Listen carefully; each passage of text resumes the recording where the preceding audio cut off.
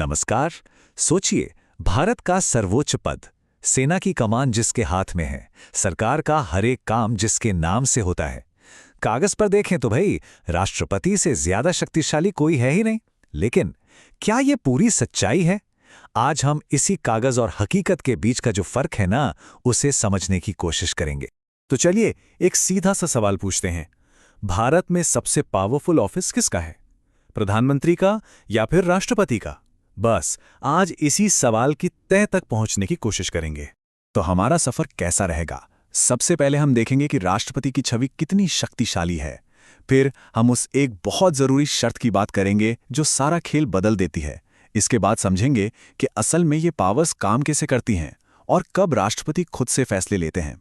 और आखिर में हम जानेंगे कि उनकी असली भूमिका क्या है। तो चलिए शुरू करते हैं।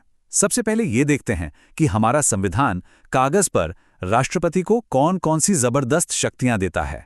जरा सोचकर देखिए, तीनों सेनाओं के सुप्रीम कमांडर्स, सरकार के सारे एग्जीक्यूटिव एक्शंस उन्हीं के नाम पर लिए जाते हैं। प्रधानमंत्री को अपॉइंट करना हो या सुप्रीम कोर्ट और हाई कोर्ट के जजों को, सब वो ही करते हैं।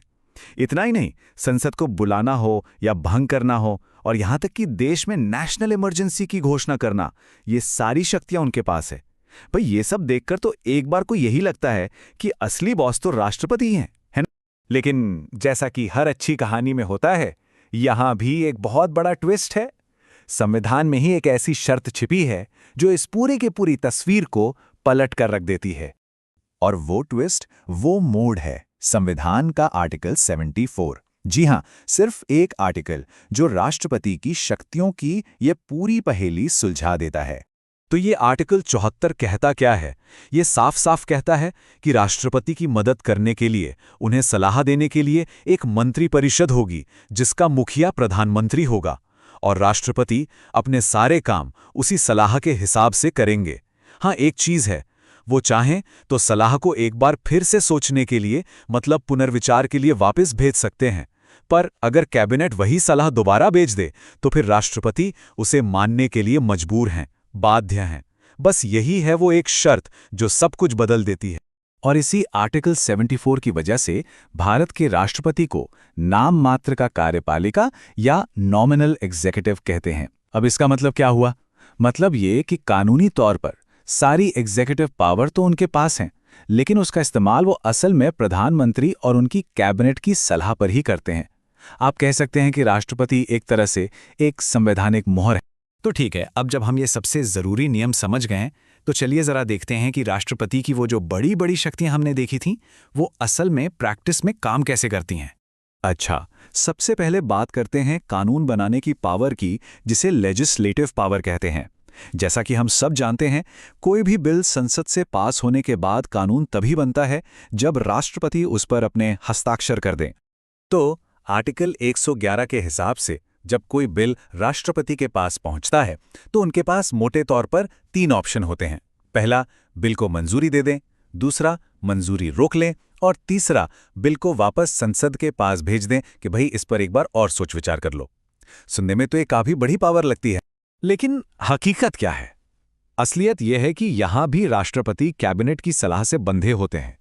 मान लीजिए उन्होंने कोई बिल लौटा भी दिया और संसद ने उसे बिना किसी बदलाव के दोबारा पास करके भेज दिया, तो इस बार राष्ट्रपति को उस पर साइन करने ही पड़ेंगे। मतलब ये शक्ति असल में एक कॉन्स्टिट्यूशनल फॉर्मेलिटी ज्यादा है। चलिए अब आगे बढ़ते हैं और बात करते हैं जजों की नियुक्ति की, यानी जुडिशियल पावर की। कागज पर तो देश के सबसे बड़े जजों की नियुक्ति राष्ट्रपति ही करते हैं, पर यहां भी कहानी में वही ट्विस्ट है। जजों के नाम कौन तय करता है? ये काम सुप्रीम कोर्ट का कोलिजियम करता है। उनकी बाइंडिंग रिकमेंडेशन के आधार पर ही नियुक्ति होती है। तो राष्ट्रपति का काम यहां भी उस नियुक्ति पर एक तरह से औपचारिक मोहर लगाना है। मतलब फैसला लेने की असली शक्ति यहां भी न्यायपालिका के पास ही है। तो क्या इसका मतलब ये मान लिया जाए कि राष्ट्रपति का पद सिर्फ एक रबर स्टैंप है? नहीं, नहीं, बिल्कुल नहीं। कुछ ऐसी खास परिस्थितियां भी होती हैं, कुछ ऐसे मौके आते हैं जब राष्ट्रपति का अपना विवेक, उनकी अपनी समझ सबसे ज्यादा मायने रखती है।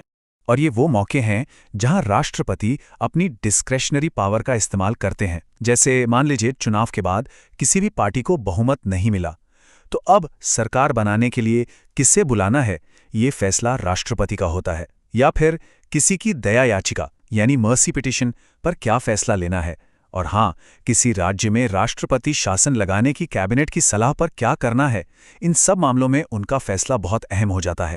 लेकिन यहाँ भी एक चेक एंड बैलेंस है, इन शक्तियों पर भी एक लगाम है। इसका सबसे बड़ा उदाहरण है एस.आर. बोम्मई केस। 1994 में सुप्रीम कोर्ट ने एक लैंडमार्क फैसला दिया था। कोर्ट ने साफ कर दिया कि किसी राज्य में राष्ट्रपति शासन लगाने की शक्ति एब्सोल्यूट नहीं है, इसका मनमाने ढंग से इस्तेमाल नहीं हो सकता और अदालतें इसकी न्यायिक समीक्षा कर सकती हैं। मतलब ये फैसला दिखाता है कि राष्ट्रपति की विवेकाधीन शक्तियों पर भी संविधान का नियंत्रण है। तो अब तक हमने राष्ट्रपति की एक दोहरी भूमिका देखी है। एक तरफ वो नाम मात्र के प्रमुख हैं, तो दूसरी तरफ संविधान के संरक्षक भी। चलिए अब इस पूरी तस्वीर को एक साथ जोड़कर देखते हैं। ये टेबल जो है ना, ये पूरी बात को एकदम साफ कर देती है। देखिए, एक तरफ है वास्तविक कार्यकारी यानी रियल एग्जीक्यूटिव, वो है प्रधानमंत्री और उनकी कैबिनेट। उन्हें पावर कहां से मिलती है? चुनावों में मिले राजनीतिक जनादेश से। और दूसरी तरफ है नाम मात्र के कार्यकारी यानी नॉमिनल एग्जीक्यूटिव, हमारे राष्ट्रपति। उनकी शक्ति एक संवैधानिक औपचारिकता है जो आर्टिकल 74 से बंधी हुई है। तो सबसे जरूरी बात जो समझने की है वो ये है कि भारत का राष्ट्रपति एक औपचारिक कार्यपालिका प्रमुख है। उनकी शक्तियां कागज पर बहुत ज्यादा दिखती हैं, लेकिन असलियत में वो मंत्रिमंडल, संसद और यहां तक कि न्यायपालिका द्वारा नियंत्रित होती हैं। तो फिर सवाल उठता है कि राष्ट्रपति की असली ताकत है क्या? देखिए, उनकी असली ताकत तब सामने आती है जब देश में कोई संवैधानिक संकट खड़ा हो जाता है, जब कोई राजनीतिक अस्थिरता का माहौल हो या लगे कि संविधान पर कोई खतरा है। तब राष्ट्रपति देश की नैतिक और संवैधानिक अंतरात्मा के रक्षक बनकर खड़े होते हैं। और यहीं पर यह पूरा विश्लेषण हमें एक बहुत बड़े सवाल पर लाके छोड़ देता है। एक लोकतंत्र में असली शक्ति किसके पास होती है? उसके पास जो रोजमर्रा के काम करता है, जो एक्शन लेता है, या फिर उसके पास जो उन नियमों की रक्षा करता है जिनके दायरे में रह के ही सारा काम किया जाना है? ये सच में एक सोचने वाली बात है।